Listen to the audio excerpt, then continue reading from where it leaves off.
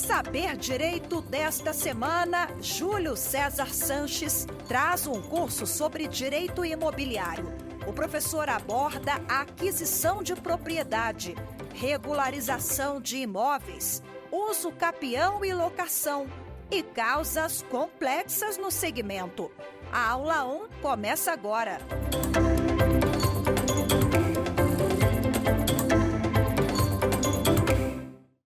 Olá, mais um programa Saber Direito, aqui na TV Justiça.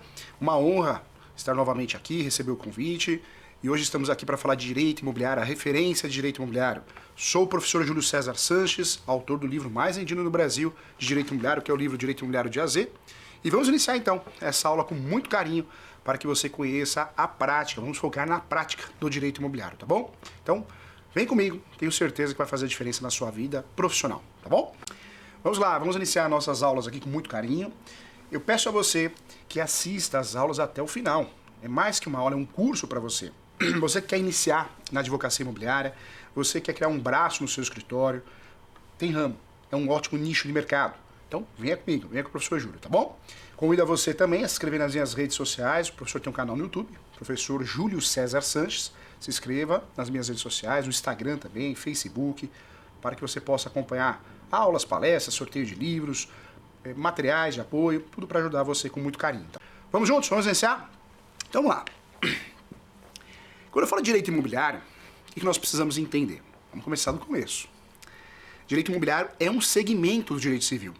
É um segmento do direito civil. Se você pegar o direito civil tem direito de família, direito médico, direito a sucessões. Tem vários segmentos. O direito imobiliário é um deles. O direito imobiliário é um segmento do direito civil. Porém, o direito imobiliário é um segmento do direito civil, mas tem conceitos e princípios próprios. O direito imobiliário tem conceitos e princípios próprios. Quando eu falo de princípios próprios, acho que vale a pena lembrar que o direito imobiliário ele anda de mãos dadas com o direito registral e com o direito notarial. Certa vez, um congresso, uma discussão teórica, professor Júlio, direito imobiliário, eu que inventei, um falando, o outro falando também. Não, ninguém inventou o direito imobiliário, hein? Porque o direito imobiliário surge com o direito romano. Seria muita arrogância falar que inventou o direito imobiliário. Surge com o direito romano. Se você pegar uso capião, instituto uso capião, posse, propriedade, são institutos antigos, previstos no direito romano e até antes do direito romano. Então o direito imobiliário ele nasce com a sociedade. Nas primeiras legislações também aparece direito imobiliário. O que é importante falar também? Direito imobiliário é um ramo totalmente multidisciplinar.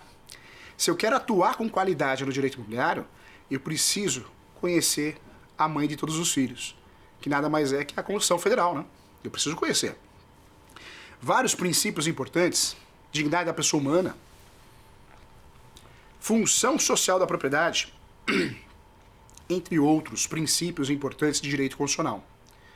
Eu preciso dominar o direito constitucional para poder atuar com qualidade no direito imobiliário. E falo mais, hein? Você que quer advogar, você que quer trabalhar no direito imobiliário, precisa dominar direito registral e direito notarial, né? Ou seja, o que os cartórios fazem, isso é importante também. Só que a vida dentro do cartório é muito diferente da vida da advocacia.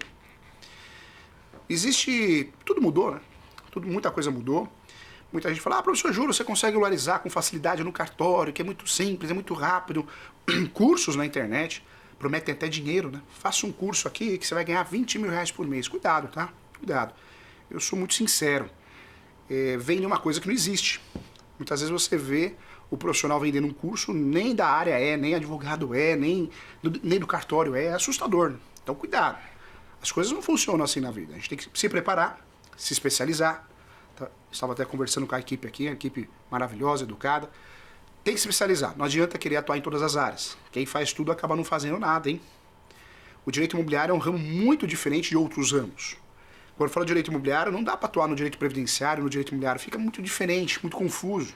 Direito do trabalho, direito previdenciário, direito penal, criminalista, tribunal do júri, não combina.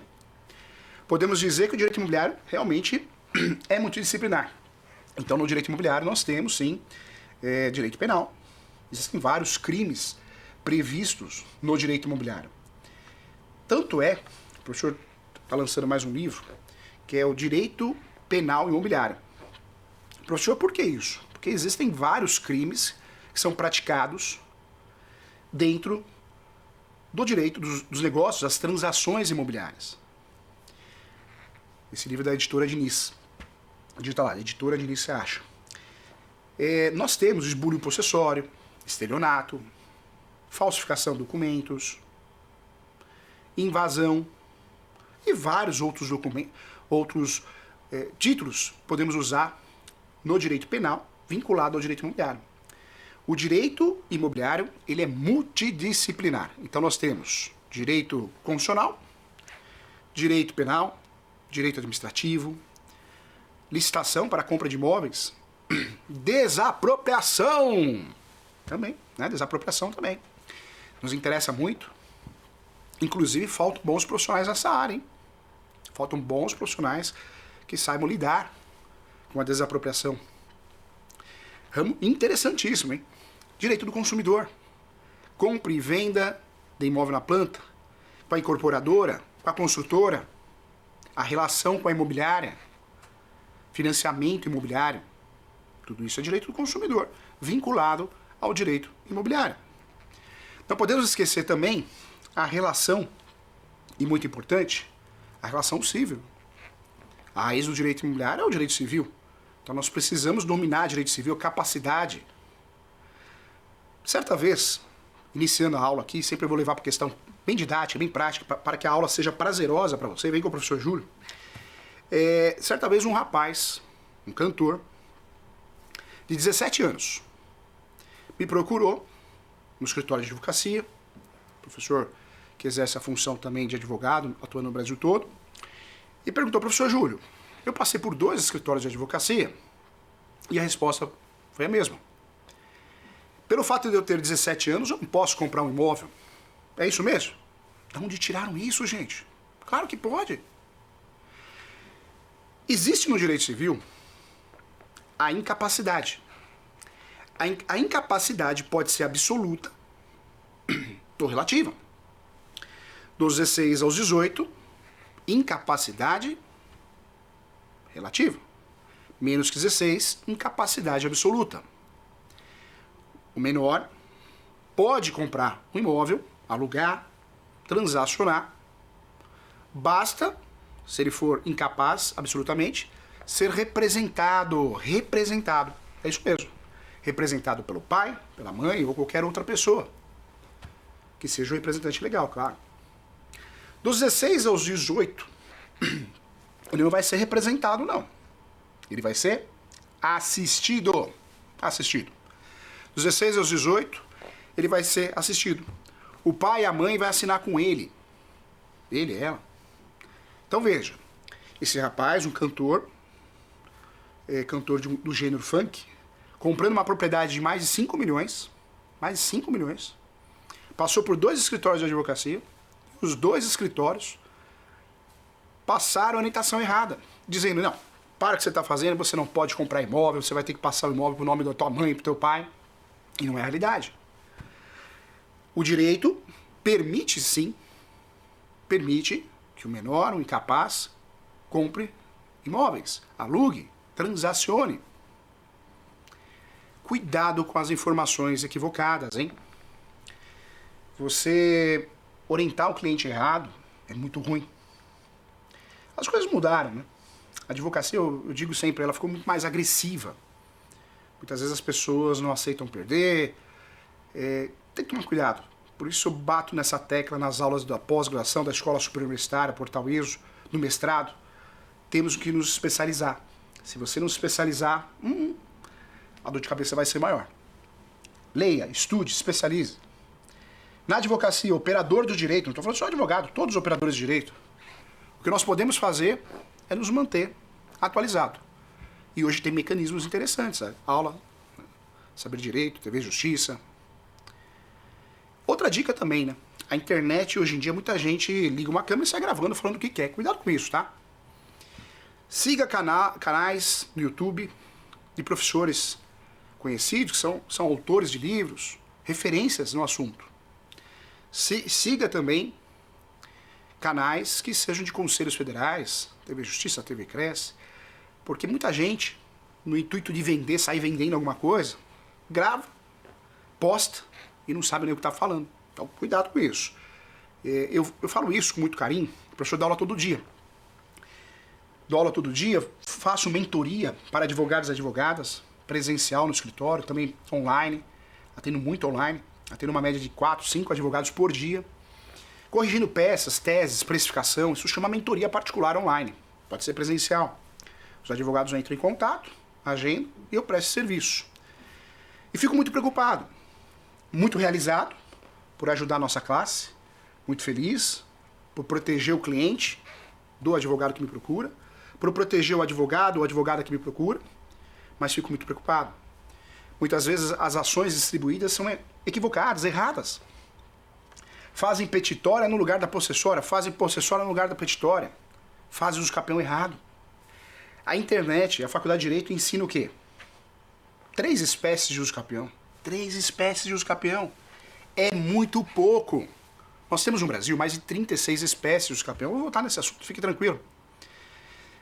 Professor Júlio, mas eu fiz um curso onde me falaram que só precisa aprender 3 espécies está bom demais, 5 espécies está bom demais.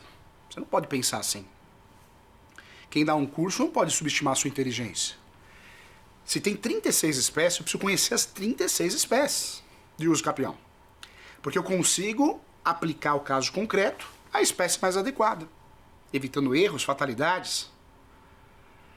Não dá para saber só o básico, o feijão com arroz. A gente tem que aprender o algo a mais. É fundamental, é necessário, é importante para que a gente tenha sucesso. Direito imobiliário, então, segmento do direito civil. Na minha doutrina, direito imobiliário de AZ, eu falo que direito imobiliário é o ramo, anote aí, é o ramo que trata da relação homem e imóvel. Falou de homem e imóvel, homem no sentido geral da palavra, homem e mulher. Essa ligação que nós temos, pessoa com imóveis, seja qual for, é direito imobiliário. É direito imobiliário. Ou seja, estou comprando imóvel, professor Júlio, é direito imobiliário. Estou alugando imóvel, é direito imobiliário. Estou financiando imóvel, estou comprando imóvel na planta. Invadiram meu imóvel, a gente estava conversando sobre isso. Vamos bater muito papo sobre isso. É direito imobiliário. Direito imobiliário é um segmento do direito civil, mas pela sua importância, pela sua prática, é um ramo prático, acontece todo dia. Você que está me assistindo, você mora em algum lugar. Comprou, financiou, alugou, mora em algum lugar. Alguma relação imobiliária existe. Não tem como fugir disso. O direito imobiliário é um ramo igual ao direito do consumidor. Acordou de manhã, a primeira coisa que a gente faz é o quê? Escovar o dente, né? Aperta a descarga ali, pronto. Direito do consumidor, está consumindo. Direito imobiliário é a mesma coisa. Não dá para fugir.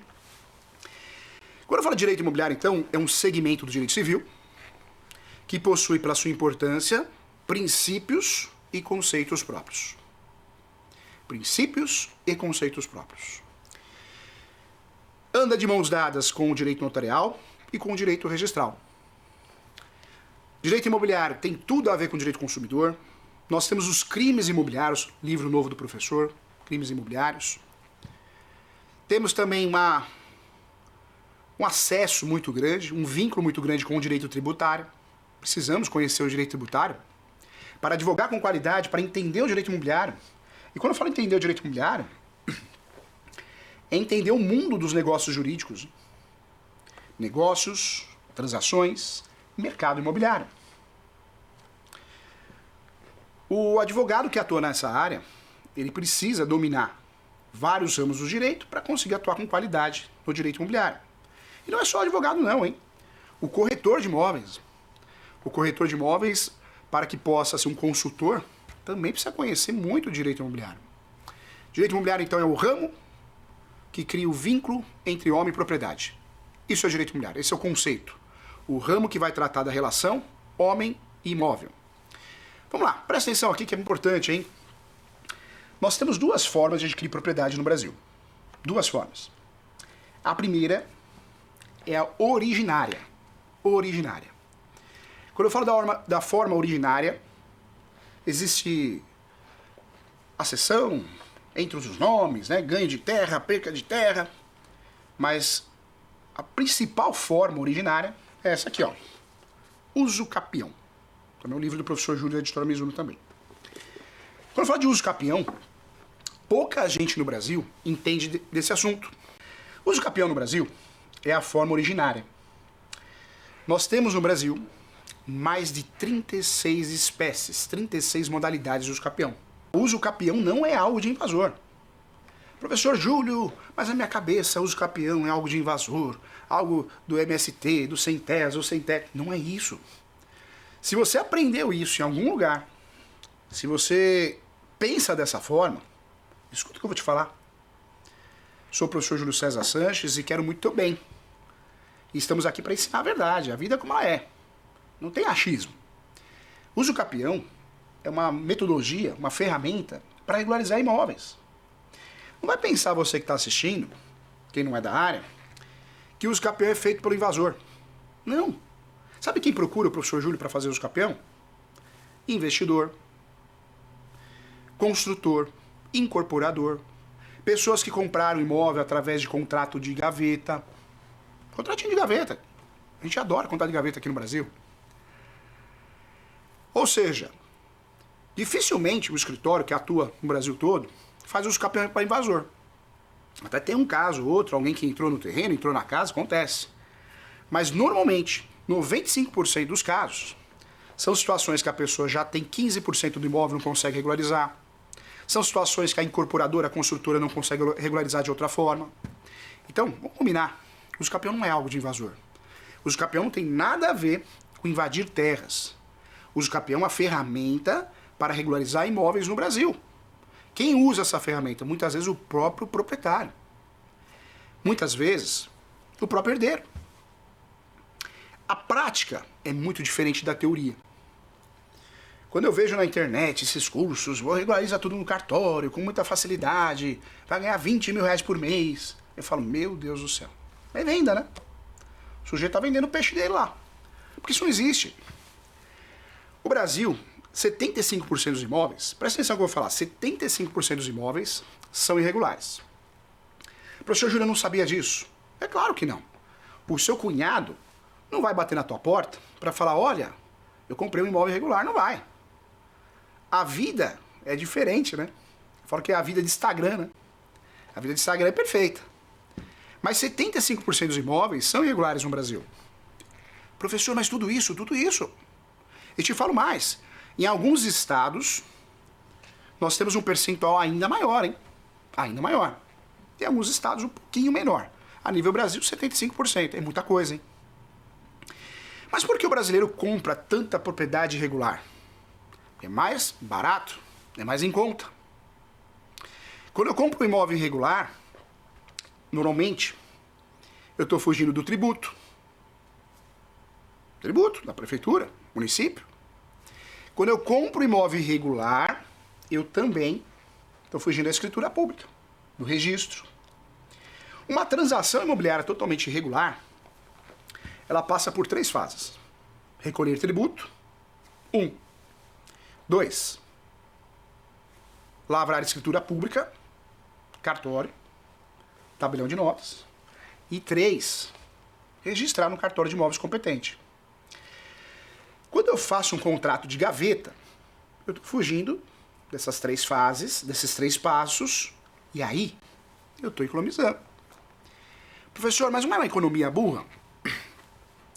O brasileiro, nós somos mal orientados. A gente não aprende isso em qualquer lugar. O brasileiro, muitas vezes, faz isso porque é o sonho da casa própria, não tem outro meio, outra forma. Então, acho que é um pouco de tudo. Condição financeira, é um pouco de desorientação, oportunidade, um pouco de tudo. Cuidado. Forma originária de adquirir propriedade é uso capião. Não é algo de invasor, não tem nada a ver. Quem fala isso, pensa assim, tá por fora, hein? Mais informações importantes, vamos lá. Hoje a aula é para quebrar, e eu sempre falo, né? A aula de direito imobiliário é aula de direito imobiliário. Não vem querer dar uma revisão de direito civil. Senão não ajuda você. Revisão de direito civil, você pega um livro, o professor tem um livro lá de direito civil também, da editora Mizuno. Não, a ideia aqui é a gente discutir casos práticos. A aula é prática.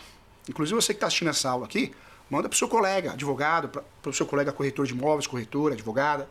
Vamos levar conhecimento imobiliário prático, direito imobiliário na prática. Vamos fazer isso. Vamos lá. Nós temos no Brasil 36 espécies de usucapião. Para que eu possa utilizar uma dessas 36 espécies, eu preciso ter requisitos. Quais são os requisitos, professor Júlio? Nota aí. Primeiro, posse. Posse. Segundo requisito, posse mansa e pacífica. Isso, arrasou, hein? Terceiro requisito, animus domini. Professor, eu nunca aprendi o que é esse tal de animus domini, faço confusão desde a época da faculdade de Direito. Então, vem comigo, ó. Animus domini é alma de dono, vontade de ser dono. Alma de dono, vontade de ser dono, ou seja, eu entro no imóvel e eu me sinto dono. Todo mundo acha que eu sou dono. Eu tenho aquela vontade de ser dono. Como que eu provo isso, professor Júlio? Eu provo isso através, certamente, das reformas, benfeitorias, manutenções. Ninguém reforma se não acha que é seu. Verdade. Então, manutenções, benfeitorias, é isso que vai provar. Professor, todo usucapião eu tenho que ter esses 3 requisitos? Posse, mansa pacífica e animus domini? Tem. Obrigatoriamente tem. Só que tem muitos boatos na internet, hein? O YouTube hoje em dia é muito poluído, o YouTube, né? O YouTube, se você não tomar cuidado, você aprende errado. Depois orienta errado. Quem paga o pato é você. Cuidado com o YouTube, hein? Muita coisa aí, hein? É ruim. Muita coisa boa. Quando eu falo da posse, eu quero que você preste muita atenção. Muita atenção. Para o que você está fazendo e preste atenção. Porque talvez você nunca ouviu falar sobre a posse qualificada para usucapião. E muita gente faz confusão, muita gente fala besteira. Quando eu falo de posse para usucapião, eu não sei de onde tiraram. Não sei. A posse para usucapião pode ser direta. Eu moro, eu tenho comércio, eu planto. Ou seja, uma propriedade rural produtiva. Mas detalhe, presta atenção aqui. A posse para usucapião pode ser indireta. Ou seja, eu comprei a posse de alguém, entrei no imóvel, estava abandonado. Depois de um certo tempo eu aluguei, emprestei. Contrato de comodato, emprestar contrato de comodato. Quando eu falo de empréstimo, comodato, locação, eu estou falando de posse indireta. E é isso mesmo, presta atenção, é isso mesmo. A posse indireta pode ser objeto de usucapião. Ou seja, eu aluguei, emprestei, eu vou lá e faço usucapião no meu nome. E junto àquele contrato de locação, faça juntado daquele contrato de locação. Porque aquele contrato de locação, ele prova. Ele prova o quê? O animus, não ouvi, animus domini, isso, parabéns, hein? Você que acertou aí, animus domini. A posse, quando eu junto o contrato de locação, eu estou provando a posse indireta. Contrato de locação, quando eu sou locador, hein? Não inquilino, claro. Se eu sou locador, alguém me paga aluguel, está me pagando aluguel, além de provar a posse indireta com um contrato de locação, olha que legal, eu ainda consigo provar o animus domini. Porque se você paga aluguel para a minha pessoa, você acredita que eu sou o quê? Possuidor. Possuidor. Combinado? Possuidor. Legal, né? Mas tem mais um detalhe. Esse aqui já valeu o primeiro bloco, hein? Essa informação aqui, se você está fazendo pós-graduação de Direito Imobiliário, que na verdade é uma revisão de Direito Civil, você não ouviu falar. Então presta atenção aqui, que isso aqui pode ser novo para você. Tomara que seja. Se não for, vamos discutir esse assunto. A posse para o usucapião pode ser direta, indireta ou alternada. Como assim, professor Júlio? Entendimento da nossa alta corte. Posse alternada é aquela que eu tomo conta. Eu tomo conta. Uma chácara, um sítio, um rancho, uma fazenda, uma casa de praia. Na casa de praia, provavelmente a pessoa não mora, né? Ela frequenta cada mês, uma vez por semana, cada 15 dias, 30 dias, 60 dias. Esse tipo de posse alternada, anotou aí? Posse direta, posse qualificada para usucapião. Posse indireta, posse qualificada para usucapião. E posse alternada, posse qualificada para usucapião. A posse alternada, que eu explico muito bem no meu livro Direito Imobiliário de AZ, é a posse que eu tomo conta. Eu sou responsável. Não moro. Não tenho comércio. Não alugo. Não empresto também. Mas que essa posse que eu tenho é boa, é. Porque quem tem a posse alternada pode vender a posse. Quem tem a posse alternada pode ceder a posse. Quem tem a posse alternada pode fazer uso capião. Calma, não fique emocionado, hein? Você que descobriu, professor Júlio, sou advogado, advogada, sou juiz, tem muito juiz assistindo também. Meu Deus, eu tenho uma chácara irregular. O professor Júlio me deu a luz, porque eu achava que não dava para regularizar nunca. Eu frequento esse imóvel, essa chácara, esse sítio, esse rancho. Agora você já sabe que dá pra fazer uso capião, né? É uma realidade. Então, cuidado, muita atenção em relação a isso, tá? Para efeitos de uso capião, nós podemos ter a posse direta, indireta e alternada. Combinado? Não vai esquecer? Não vai orientar o cliente errado? Não vai virar pro cliente e falar, olha, o senhor não mora no imóvel, então não tem jeito. Tá errado, hein? E eu vejo que acontece muito, hein? Detalhe importante, hein? Nós falamos da posse direta, indireta, alternada. Essas três modalidades, espécies de posse, são modalidades, espécies que eu posso fazer uso capião e posso usufruir das ações possessórias. Reintegração, manutenção, interdito proibitório. Mas outro detalhe que eu quero trazer para você importante, que eu posso sim, presta atenção, isso aqui também valeu a aula, hein? Eu posso fazer uso capião com a soma de posse. Eu prometi nessa aula, isso pensando ontem, que eu vou evitar de trazer artigos, para não ficar aquela aula cansativa. Hoje eu quero uma aula leve.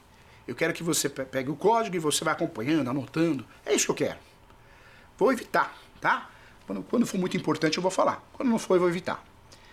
Para que a aula fique bem didática, bem gostosa, bem acessível para você. Vamos lá. Quando eu falo da posse para uso capião, eu não sei de onde tiraram isso. Muita gente acha que precisa ter a posse 10 anos, 15 anos. Tá errado? Eu posso fazer uso capião com 1 dia de posse. Não, professora, você está brincando. Não, tô falando a verdade. Tô falando a verdade. Eu posso fazer uso capião com 1 dia de posse, 1 mês de posse, 1 ano de posse. Professor, não existe, existe. Isso acontece, sabe graças ao quê? O Instituto Soma da Posse. Você vai achar no Código Civil. Vai lá no artigo 1243. Soma da posse. Os anteriores, os posteriores. Soma da posse é aquela situação que eu faço uso capião no meu nome, usufruindo da sua posse. Então, eu compro a posse de alguém. E comprar a posse de alguém é comprado com o jeito certo, né? E comprar do jeito certo é a cessão de direitos possessórios e afins. Esse é o contrato. Se eu compro essa posse de alguém, cessão de direitos possessórios e afins, onerosa, ou alguém me dá, né, cede, eu estou falando sim de uma situação onde eu estou recebendo a posse de alguém.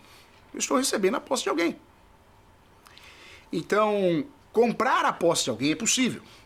Não é crime, não é estelionato, não é absurdo, não é conversa mole. No Brasil acontece muito a compra e venda de posse. Sabe qual que é o problema? Eu vou ser sincero. A gente tem que aproveitar esse programa maravilhoso aqui para falar a verdade, conforme a jurisprudência, conforme a prática, a realidade da vida. O problema é que muitos advogados, diferente de você que está nos assistindo, você é diferente, você está estudando, você gosta de estudar. Mas muita gente acha que, professor Júlio, passei na OAB, chega, não aguento mais, não quero mais estudar, não aguento mais. Esse é o problema. Porque o advogado, o operador de direito, o juiz, o promotor, todo mundo, quem é do meio jurídico, nós não podemos parar de estudar. Não dá para fazer isso. Quer queira, quer não queira, nós temos que nos atualizar. Senão a gente fica para trás, as coisas mudam muito. Quando eu falo de contrato de posse, muito advogado, advogada, tabelião, cartorário, hein? Cartorário. Muita gente não sabe fazer o contrato correto, que é a cessão de direitos possessórios. Muita gente faz contrato de compra e venda. Tudo é compra e venda, meu Deus! Tudo é compra e venda. Pega o corretor, corretora, aquela imobiliária que não é tão estudioso igual você, que está assistindo essa aula aqui, o advogado, advogada. Ah, compra de imóvel? Daí que eu vou fazer o contrato, daí que eu vou fazer. Compra e venda. Tá errado. Tá errado. Não é compra e venda. E aí, eu vou ter que mencionar um artigo. Artigo 108, hein, do Código Civil. Toda transação imobiliária acima de 30 salários mínimos, isso previsto no Código Civil, tem que ser feita através de escritura pública. Então, se eu faço a compra e venda de uma posse de forma errada, eu vou ser sincero, não vale muita coisa. Não vale muita coisa. É aonde o comprador tem dificuldade de regularizar. É onde o vendedor assume uma responsabilidade que não queria assumir mais. Sabe por quê? Sabe por quê? Foi mal orientado. Foi mal orientado, claro que foi. O corretor, a corretora, advogado, compra e venda, copia e cola na internet. Deu ruim, hein? Deu errado, hein? Porque se você faz um contrato com o título errado e compra e venda de imóvel irregular, imóvel sem registro, imóvel sem escritura pública, com o título compra e venda, você entrega para outras pessoas com facilidade uma tese de nulidade do contrato. Está lá no artigo 108. Artigo 108. Toda transação imobiliária acima de 30 salários mínimos, ela tem que ser feita por escritura pública. Então, se eu sou advogado de um interessado, a primeira coisa que eu vou fazer é pedir a nulidade desse contrato. Você não poderia vender sem a formalidade do artigo 108. Detalhe também. Muitas vezes esse advogado, essa advogada, pega esse contrato e junta no uso capião. Achando que está fazendo bem para o cliente. Achando que está ajudando o cliente. Mas na verdade não. Na verdade, está cavando buraco. Porque aí vai um juiz, uma juíza mais conservador, olha aquele contrato mal feito, com um título inadequado, e aí o que vai ser feito? Você vai perder a ação de uso capião. Pelo menos aquela que exige um justo título de boa-fé. Porque o juiz entende que aquele documento não é justo título de boa-fé. Então olha a importância de fazer um contrato correto, hein? Justo título de boa-fé para efeitos de uso capião pode ser qualquer contrato, seja por instrumento público, seja por instrumento particular. Pode ser também mandado judicial, formal de partilha, carta de adjudicação, carta de rematação, ou seja, justo título de boa-fé, ou qualquer outro nome que você queira usar. Algumas ações, esse justo título, ele é obrigatório como requisito, muitas não. Ele tem que ser feito de forma adequada. Pode ser formal de partilha, carta de adjudicação, carta de rematação, instrumento público, instrumento particular, não importa. Mas tem que ser feito de forma adequada. Porque pode o Poder Judiciário entender que aquele documento não vale nada. Bolufas. Porque foi muito mal feito. Inclusive, começou errado no título. É uma realidade, tá? Então, cuidado. Vamos lá. Professor Júlio, todo uso capião tem que juntar esse tal de justo título, né? Um contrato de gaveta, uma escritura pública? Não, a resposta é não. Vamos quebrar vários boatos hoje, hein? Primeiro boato que eu quero quebrar com você aqui, nem todo uso capião tem que juntar justo título. Se você pegar o artigo lá 1241, 1240, o uso capião ordinário, esse uso capião, ele exige justo título e boa-fé. Tem que ter justo título e boa-fé. É um requisito, senão você perde a ação.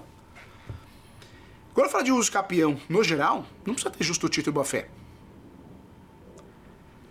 Quando eu falo de uso capião no geral, as mais de 36 espécies, a maioria delas eu não preciso ter justo título e boa-fé. Não preciso, não existe a necessidade. Vários boatos bobos, hein? Vários boatos. Entre esses boatos, só posso fazer uso capião se o imóvel tiver no máximo 250 metros se for urbano. Cuidado, hein? Tem uso capião que exige isso. Até 250 metros quadrados. Uso capião constitucional. Uso capião especial. Tanto constitucional como especial urbano. Aquilo mesmo, né? Você pegar o rural, uso capião constitucional rural ou uso capião especial rural, também tem limite de metragem. Até 50 hectares. Até 50 hectares. Ou seja, nós temos um limite de metragem imposto compulsoriamente em algumas espécies de uso capião. Mas não em todas. Então achar que todos os capião têm que ter limite de metragem não é verdade. O professor Júlio prometeu quebrar vários boatos aqui. Minha aula é prática, porque quero o seu bem. Quero que você traga as respostas corretas para o seu cliente. Quando eu falo de uso capião, eu posso ter outros imóveis no nome? Sim. Não. Sim. Não. Sim. E aí eu falo por quê?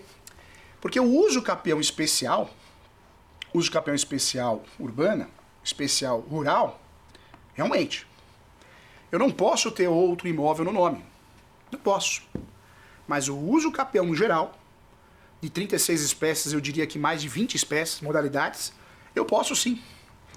Posso ter um imóvel superior a 250 metros quadrados, superior a 50 hectares se for rural, e posso ter outras ações de uso capião no nome, posso ter outros imóveis no nome. Então cuidado, hein? Cuidado com esse ditado, com esse boato pronto, né?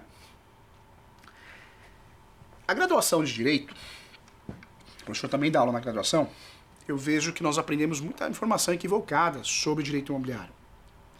E uma delas é isso, né? Não cabe uso capião de imóvel público, não cabe. Mas não cabe.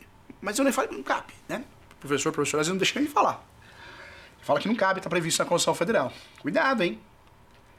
Presta atenção, vida real, hein? Vida real, presta atenção aqui, ó. Hoje cabe uso capião de imóvel público em diversas situações. Imóvel público desafetado. Ou seja, aquele imóvel já foi público. Deixou de ser. Uso capião de imóvel público desafetado. Outra situação importante. Uso capião de imóvel sem destinação social. Também.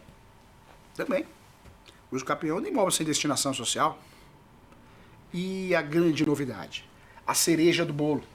Que também fez valer o primeiro bloco aqui. Você sabia que cabe uso capião de domínio útil? Como assim, professor Júlio? Anota aí. Uso capião de bem público de domínio útil. Aqui. Uso capião de domínio útil. Tá aqui, ó. Uso capião de domínio útil. Muitas vezes o seu cliente quer fazer uso capião. E a área é da União, do Estado, do município, da Caixa Econômica. E aí o advogado dispensa. Não dá pra fazer uso capião. Não tem o que fazer. Tudo tem um jeito, né, gente? E ainda bem, o Superior Tribunal de Justiça mandou muito bem. Nós temos a possibilidade de fazer uso capião de domínio útil. Isso quer dizer que você, eu, o nosso cliente, não será proprietário da área, mas será feita uma averbação junto à matrícula de domínio útil. Então, eu, amanhã ou depois, quero ceder o domínio útil, eu posso. Qual que é a regra do jogo? Direito civil. Eu posso vender o que eu tenho. Se eu estou vendendo o que eu tenho, eu não estou induzindo ninguém a erro. Se eu estou vendendo um imóvel irregular através de uma cessão de direitos possessórios e afins, eu não estou induzindo você, comprador, a erro. E você, comprador, sabe o que está comprando? Não está me induzindo a erro, vendedor? Ou seja, a grande regra do jogo é eu não induzir. Induzir alguém a erro, simulação que dá nulidade. A regra do jogo é essa. Então, se eu estou vendendo a cessão de direitos de domínio útil, quem está comprando não pode reclamar depois, porque existe. É fato, na realidade. Presta atenção aqui. Eu posso vender o que eu tenho. Se eu estou induzindo alguém a erro, se eu estou coagindo, aí é diferente. É um vício no negócio jurídico. E falando em vício no negócio jurídico, eu quero muito que você fique craque não só no direito imobiliário, material, mas eu quero muito que você fique antenado no direito processual imobiliário. Também tem um livro aí para te ajudar. Seção de processo imobiliário. O que é o processo imobiliário? O estudo do direito imobiliário, mas da parte instrumental, das ferramentas. Quando eu falo da ação numa transação imobiliária que foi feita de forma indevida, ou seja, eu vendi para você um imóvel por R$200 mil. E aí, o que eu fiz? Vendi a posse. e fiz um contrato de gaveta. A ação adequada, se houve simulação, é a ação declaratória de nulidade de ato jurídico. A ação declaratória de nulidade de negócio jurídico. Anotou aí? Essa ação é a ação que eu vou usar quando houve na transação imobiliária, no mercado imobiliário, no mundo dos negócios imobiliários, para gerar nulidade.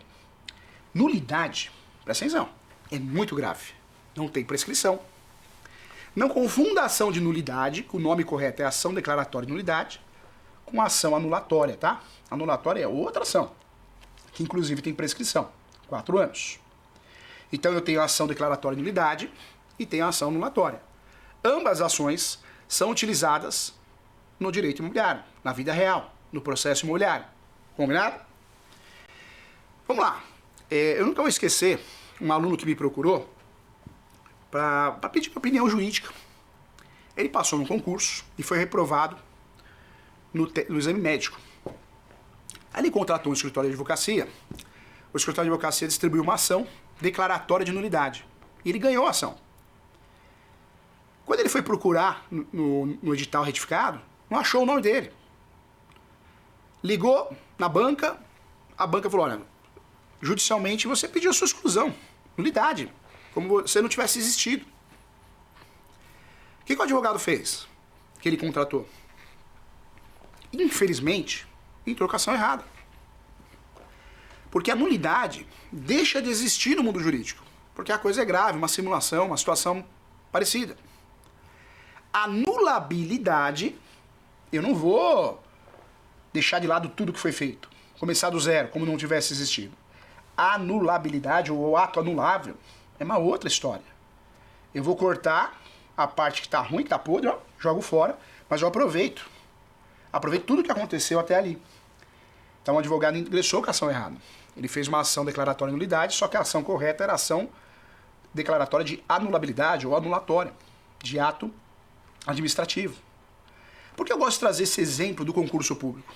Porque você é meu aluno da TV Justiça, do Saber Direito, você é meu aluno da TV Cresce, você que me acompanha no meu canal do YouTube, Júlio César Sanches, ou na Escola Superior Universitária, Portal ESO, eu não vou deixar você errar isso não.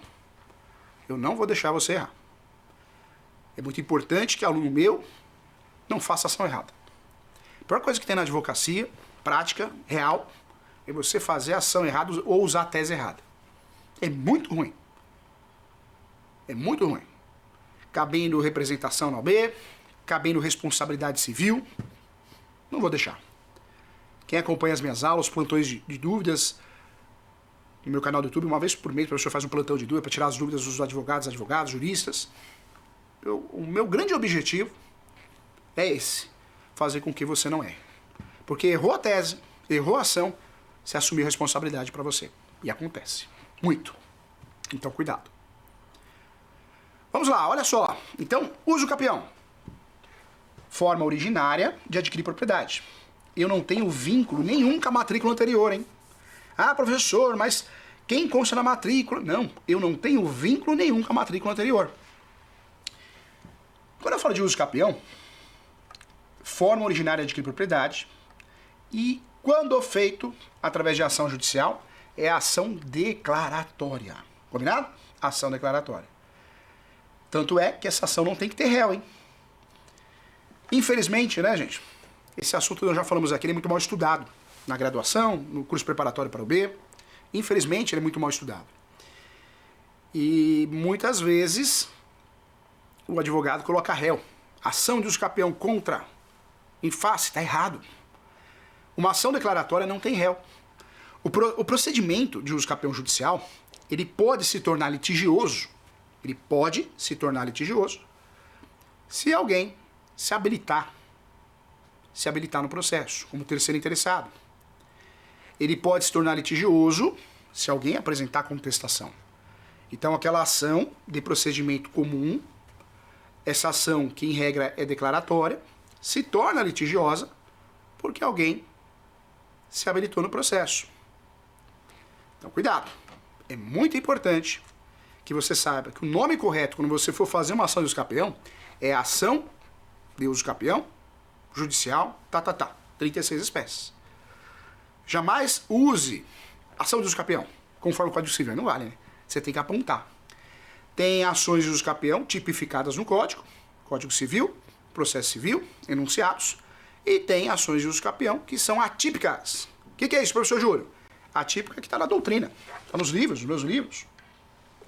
Atípico é que está na doutrina, na jurisprudência. Tem muita ação boa, que não tem lei, não tem artigo, mas existe. Uso capião paroquial. Vamos voltar a falar sobre isso.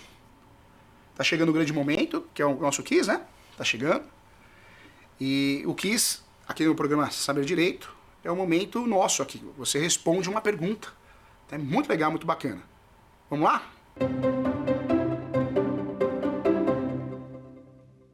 Vamos lá, olha só, perguntas boas. Esse é o nosso quiz aqui da TV Justiça, do programa Saber Direito, hein? Vamos lá, vem comigo. Isso aqui é muito bom para você conseguir guardar, entender de verdade. No Brasil, quem é considerado proprietário, professor Júlio? Baita confusão, hein? Eu sei, sabe nada, muito advogado, advogada, muito corretor, corretora, muito juiz, muita gente erra. Então, vamos lá. A, possuidor. B, quem tem o nome de contribuinte quem tem um número de contribuinte no nome. C, quem tem escritura pública. D, quem tem certidão de propriedade atualizada, hein? Resposta correta é a D. A D. Você já parou para analisar? O professor advoga no Brasil todo com muita luta, né? Eu sou advogado militante. Dou aula todo dia, escrevo muito livro, mas advogo muito. E o professor, quando vai fazer contestação, ou seja, defesa, eu percebo que a maioria dos advogados fazem confusão. Junta a escritura pública e fala, meu cliente é proprietário, meu cliente é dono. Não é, não é. Só é dono no Brasil quem tem o quê? Certidão de propriedade no nome. Seja matrícula ou antes de 1976 a transcrição. Então cuidado, hein? Você que é advogado, você que é jurista, não vai orientar o seu cliente errado. É muito importante. O único documento que faz prova de propriedade, único, não tem conversa, exclusivo, é a certidão de propriedade atualizada. Pode dar outros nomes, né? Pode ser chamada de certidão de matrícula, pode ser chamada de certidão vintenária, pode ser chamada de objeto pé, não importa. A certidão de propriedade, aquela que é fornecida pelo cartório de imóveis competente, é a única que faz prova da propriedade. Ou seja, outras certidões não fazem prova da propriedade. Muito corretor, muito corretora, muito advogado, advogada, muita gente faz essa confusão, hein? O que tem de advogado, advogada que junta a escritura pública e faz uma petitória, as ações petitórias, obrigatoriamente, a gente tem que ter o quê? Propriedade. Eu só tenho um documento que prova a propriedade, é a certidão atualizada do cartório de imóveis competente. Escritura pública, contrato de gaveta, mandado judicial, porque às vezes tem isso, né? Ah, está timbrado com o Poder Judiciário, isso aqui deve ter mais validade. Não, não tem. Se você pegar formal de partilha, mandado judicial, certidão de audiência homologada, de conciliação, qualquer documento, timbrado ou não, mais bonito, mais mal feito, não interessa. Pode ser o documento que for, combinado? O único documento que prova que eu, você, nós todos somos proprietários é a certidão de propriedade. Fique esperto, hein? Senão você vai errar a ação reivindicatória, você vai acabar fazendo besteira, vai perder a reivindicatória, porque um dos requisitos é ser proprietário. Arbitramento de aluguel, extinção de condomínio, a mesma coisa, né? Então, não entender isso, fazer essa confusão, vai dar prejuízo para você, para o seu cliente. Então, cuidado, tá? Então, não. Número de contribuinte, não tem nada a ver. Não é porque meu nome está no meu nome o imóvel, lá na prefeitura eu sou dono. Não prova a propriedade. Escritura pública, tabelião de notas que faz. Não prova a propriedade. É o cartório de imóveis. Contrato de gaveta muito menos e qualquer outro documento. Combinado?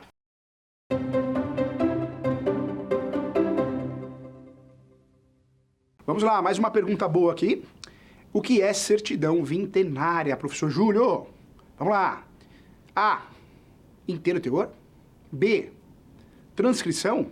C, paroquial. D, histórica de 20 anos. E aí, qual que é a resposta certa, hein? Histórica de 20 anos. Você acertou?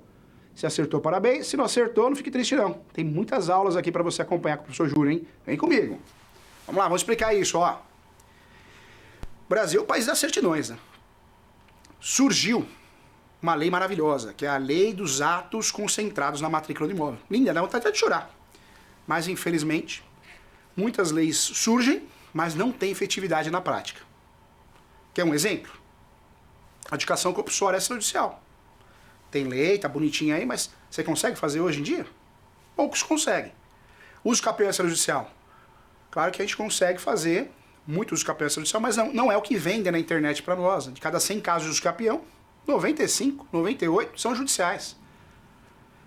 Porque o uso campeão extrajudicial muitas vezes não combina com o costume do brasileiro, que não guarda documentos, procura advogado quando já existe litígio, iminência de perder o imóvel. É verdade.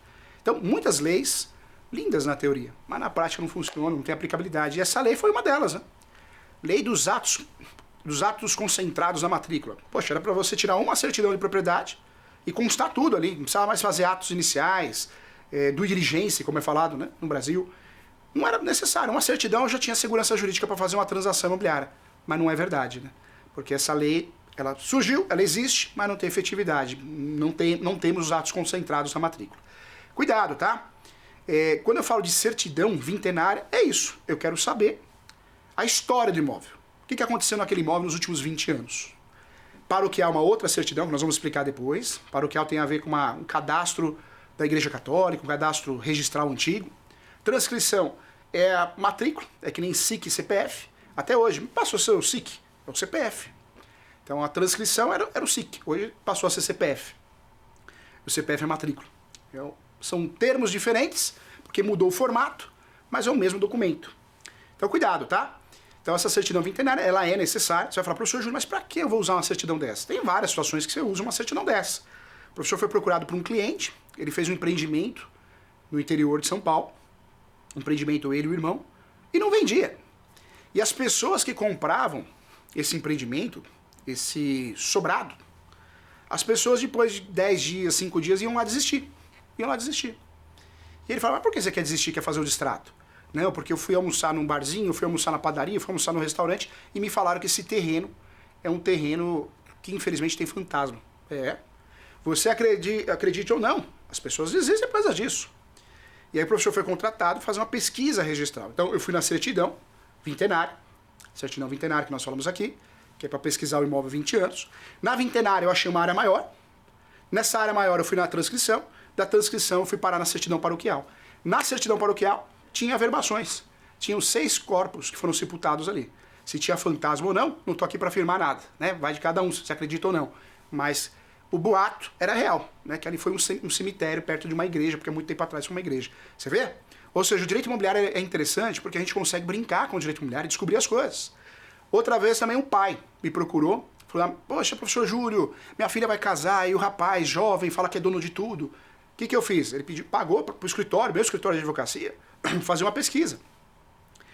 Fizemos uma pesquisa no CPF, nome completo dele, o pai conseguiu essas informações e o rapaz não tinha nada no nome, pelo menos podia ter de gaveta, mas registralmente não tinha. Você vê como que é? Olha como o direito registral é muito conexo ao direito imobiliário. Legal, né? Bacana.